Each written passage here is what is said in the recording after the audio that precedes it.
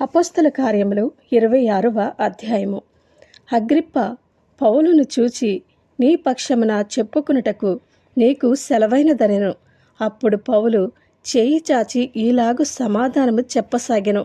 అగ్రిప్పరాజా, తమరు యూదులలో ఉండు సమస్తమైన ఆచారములను వివాదములను విశేషముగా ఎరిగిన వారు గనుక యూదులు నా మీద మోపిన నేరములన్నింటిని గూర్చి నేడు తమరి ఎదుట సమాధానము చెప్పుకుని పోవచున్నందుకు నేను ధన్యుడనని అనుకునిచున్నాను. తాల్మితో నా మనవి వినవలనని వేడుకునిచున్నాను. మొదటి నుండి యెరూషలేములో నా జనము మధ్యను బాల్యము నుండి నేను బ్రతికిన బ్రతుకు ఎలాంటిదో యూదులందరూ ఎరుగుదురు. వారు మొదటి నుండి నన్ను ఎరిగిన వారు కనుక సాక్ష్యమిచ్చుటకు వారికిష్టమైతే నేను మన మతములోని బహు నిష్ఠగల తెగరు అనుసరించి పరిసైడనుగా ప్రవర్తించినట్లు చెప్పగలరు. ఇప్పుడైతే దేవుడు మన పితరులకు చేసిన వాగ్దానము విషయమైన నిరీక్షణను గూర్చి నేను విమర్శింపబడుటకు నిలిచియున్నాను. మన 12 గోత్రముల వారు ఎడతెగక దీవారాత్రులు దేవుని సేవించుచు ఆ వాగ్దానము పొందుమని నిరీక్షించుచున్నారు. ఓ రాజా, ఈ నిరీక్షణ విషయమే యూదులు నా మీద నేరము మోపియున్నారు. దేవుడు మృతులను లేపునను సంగతి నమ్మదగినదని మీరేలా ఎంచుచున్నారు? నజరేయుడైన యేసు నామమునకు విరోధముగా అనేక కార్యములు చేయవలనని నేననుకుంటుని. యెరూషలేములో నేనేలాగు చేసితిని. నేను ప్రధాన యాజకుల వలన అధికారము పొంది పరిశుద్ధులను అనేకులను చెరసాలలో వేసి వారిని చంపినప్పుడు సమ్మతించితిని. అనేక పర్యాయములు సమాజ మందిరములన్నింటిలో వారిని దండించి వారు దేవదూషణ చేయనట్లు బలవంత పెట్టచూచితిని. మరియు వారి మీద మిక్కిలి క్రోధము గలవాడనే ఇతర పట్టణములకును వెళ్ళి వారిని హింసించుచుంటిని.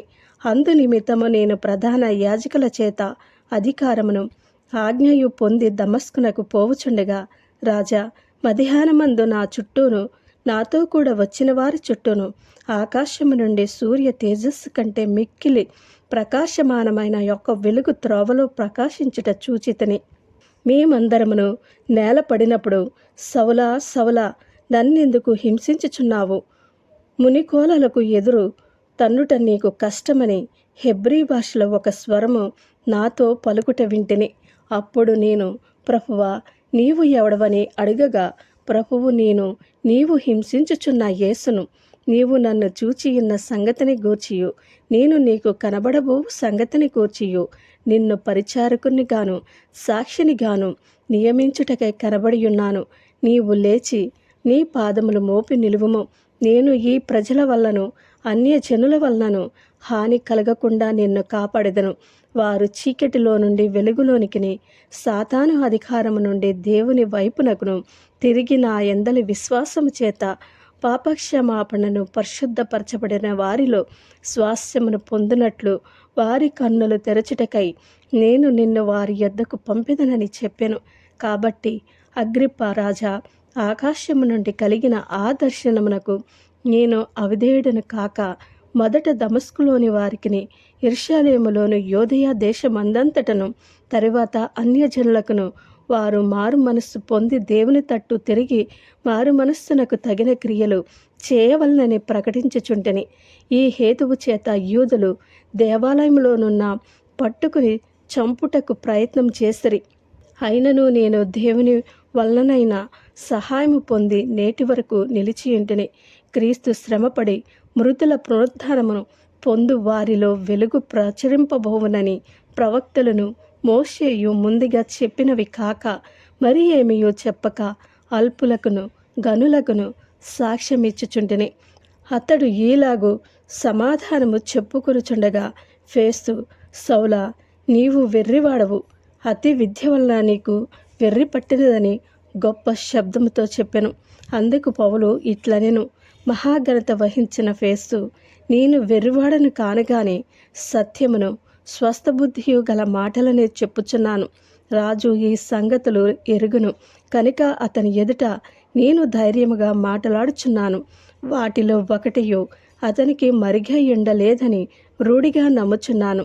ఇది ఒక మూలను జరిగిన కార్యము కాదు. అగ్రిప్పరాజా, తమరు ప్రవక్తలను నమ్ముచున్నారా? నమ్ముచున్నారని నేను ఎరుగుదును. అందుకు అగ్రిప్ప, ఇంత సులభముగా నన్ను క్రైస్తవుని చేయ చూచుచున్నావే అని పౌలుతో చెప్పెను.